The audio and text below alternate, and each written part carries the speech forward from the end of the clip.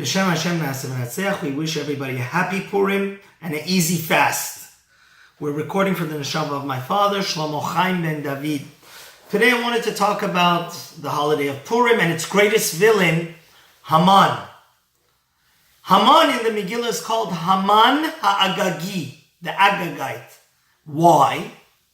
Why is this ancient Hitler that wanted to kill all the Jews and wipe them off the map, just like Hitler did? And through the great miracle of Purim, Mordechai and Esther, God saved us all. That's why we have to be tremendously joyful on Purim. Agag was no other than the king of Amalek during the kingdom and reign of our first Jewish king, Shaul, Saul. And the great prophet Shemuel gave him a mandate.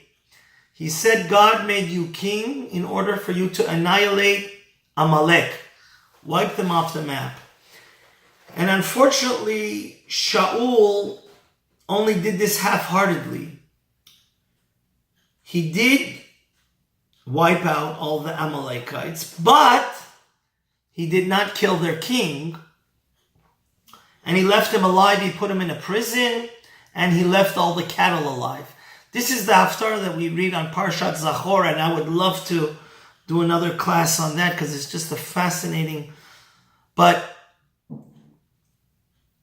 Haman is a direct descendant of Agag, and that's why it's his last name. He's called Haman Agagi. Why? Because while the king was in the prison, a Amalekite woman came, some type of prostitute or God knows what.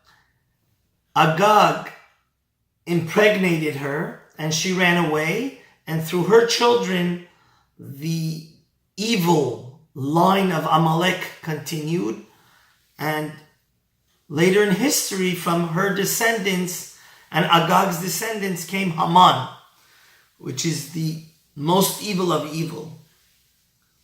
So what's the ethical lesson? I think it really hit me this year. The Torah is teaching us that we should never try to treat the Torah and God's commandments like a salad bar or rationalize.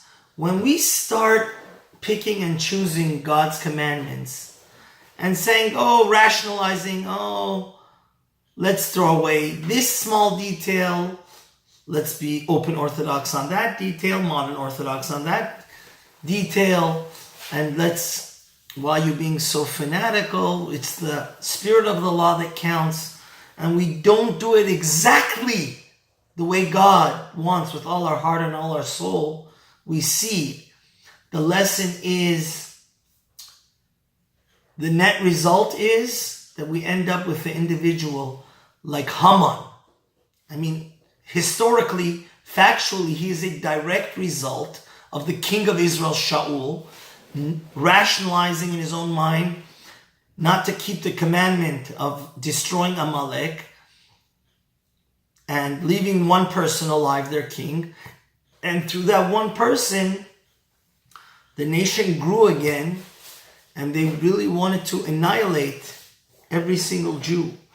And we have to also keep in mind that when Shemuel came along, the prophet himself killed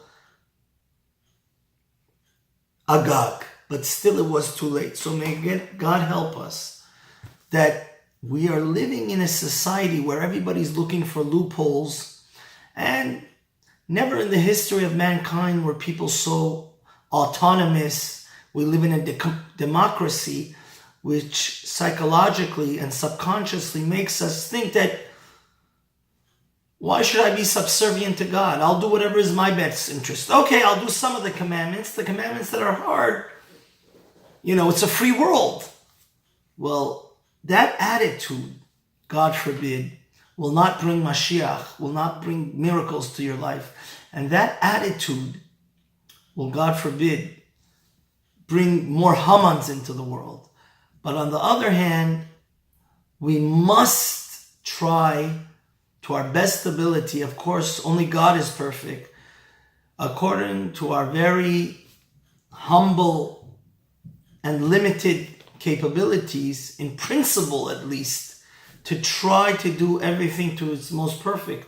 And then, of course, God will guide us to do the mitzvahs appropriately. But if we start rationalizing and as a agenda, start looking for loopholes and leaving loose ends, that's when we, God forbid, we create through our own hands Haman. So may this be a lesson that Torah Hashem Temima Meshivat Nafesh. When is the Torah so beautiful and praiseworthy and really soothes your soul? When it's carried out perfectly. But when it's not carried out perfectly, then that loose thread leads that the whole carpet goes down the drain. So have a happy Purim, and let's be like Mordechai and Esther that complete the job.